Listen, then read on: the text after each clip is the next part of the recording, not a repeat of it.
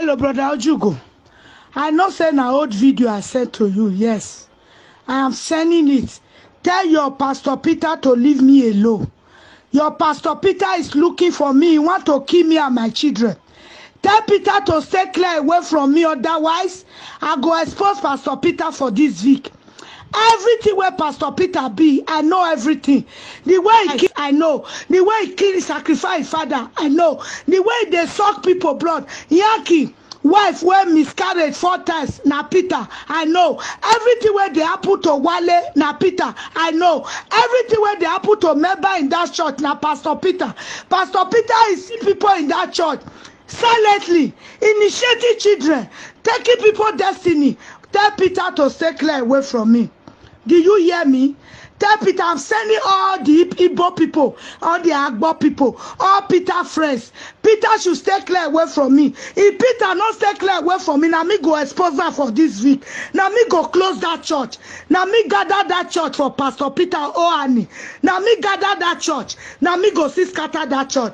Pastor Peter, that day when you see me for outside, when I did talk to Minister Samuel with Papa Teddy Teofilo, I was reporting Peter to made them wanna.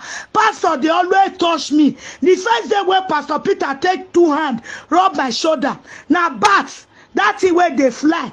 When wish they turn to. Pastor Peter, they turn to bats. Bats where they fly. Now Peter he flexed for my back too. He want carry me fly, go that kiddo.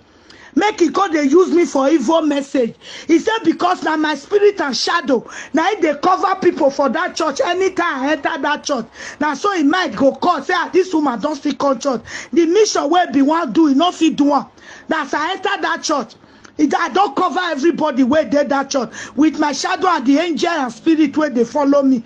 Pastor not feel afraid there. Because of that, Pastor can't use me. He can't put 2 bats for my back. Make him carry me fly. That if he carry me reach that kid where go kill his wife, where give her power. There that temple, that their evil temple. There he will come say yes. This is the woman that is disturbing me. That I cannot attack any of my member.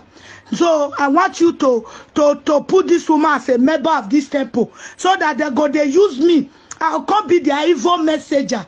Now me go anybody where they want key. Now me go they fly, go they breed the person con.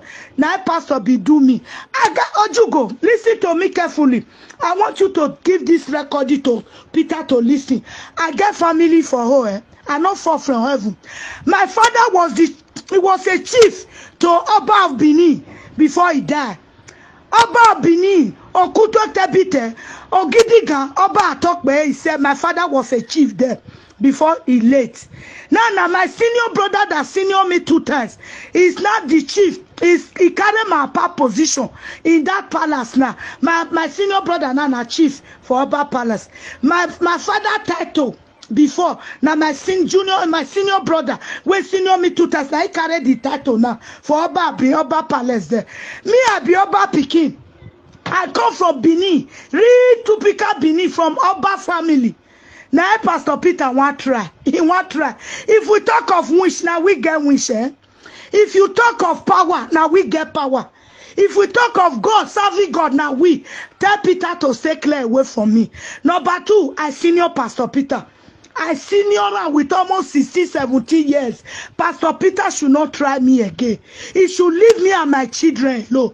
He should leave me and my well-wisher alone. People that wish me good, that choose me as a mother. Pastor Peter should stay clear away from them. They are my children.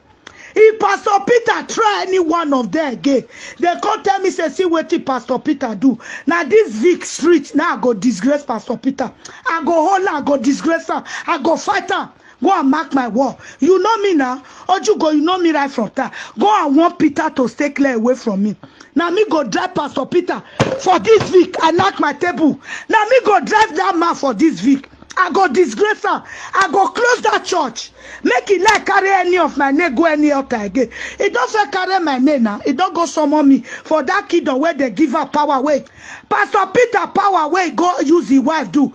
Now power to heal, power to inflict sickness, power to attack members. Then go see hidden. Now it be the power where go as where they give her, where kill his wife. He no ask for power, make his church full. If to say make a church full, then for still give her that power, a church for don't full everywhere. But no, he no ask. He go ask for power of to inflate to heal. He go put sickness for person body, go heal her. He go attack them, he go heal her. Now the power where Peter sick, now they give her. Now Peter go summon my picture there. Because I said 3 people made them wanna. I sent Mr. Dean. I sent Minister Samuel and Theophilus made them wanna. The last hand where they touch me, when you see us for front of church, that the way Minister Samuel, they talk to me, they beg me. He used and rub my shoulder. As I reach us, I call Oba Palace. I call my people there. I call the chief there. See one of our Pastor Peter Annie Bodo. See the way he take and rub me again. Now instantly for Palace there, they tell me say, now stroke. Now it be put for my body. He be attack me with stroke. Me, Oba Pikin. Ah no.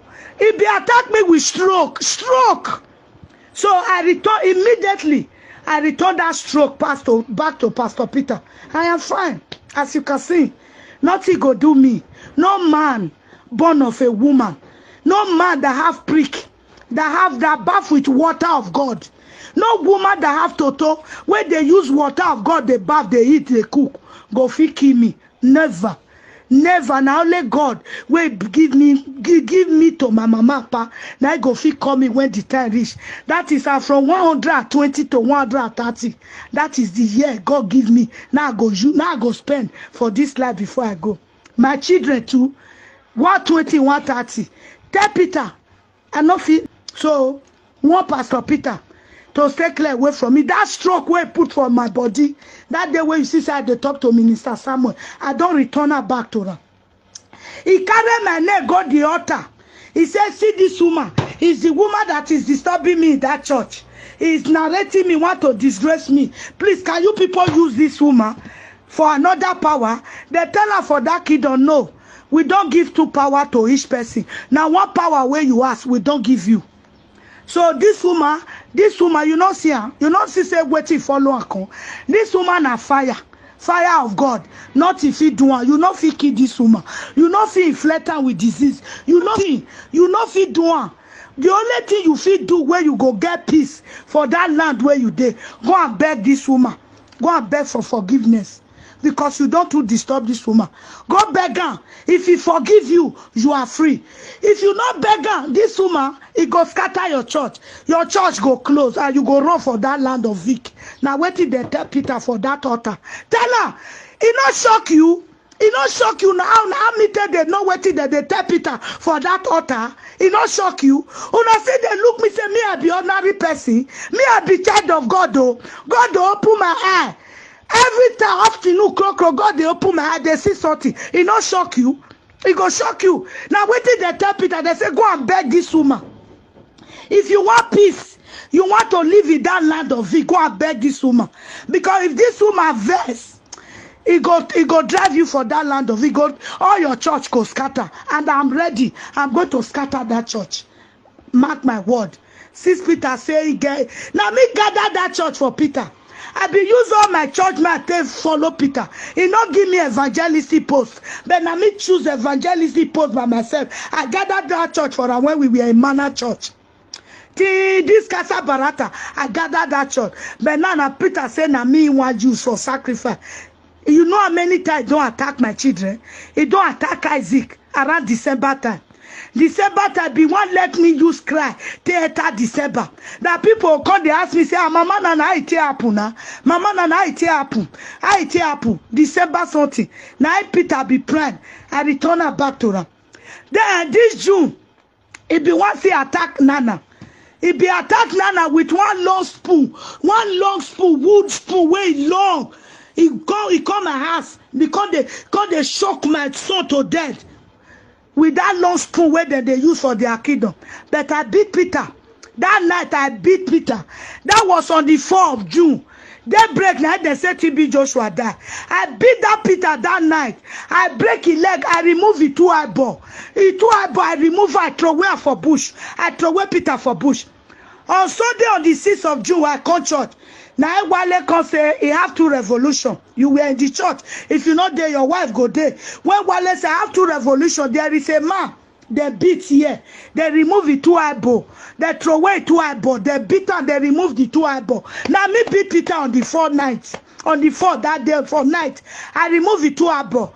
But Pastor Wale here say, let's pray for the man. If you know you are the person, put your hand for your eyeball. Pastor Peter stand for altar. He put the 2 hand for eyeball. He wants to put hand for eyeball. Then they pray. I laugh. That day I laugh. I just laugh and say, see an evil man. Make he try me. Now he prick come again, go cut he prick come out. Not be say go evil born. The wife will even marry now. He don't even carry all the children where this his wife womb. He don't take her so seed for that side. He don't so her so seed. Minister Samuel don't even take him out.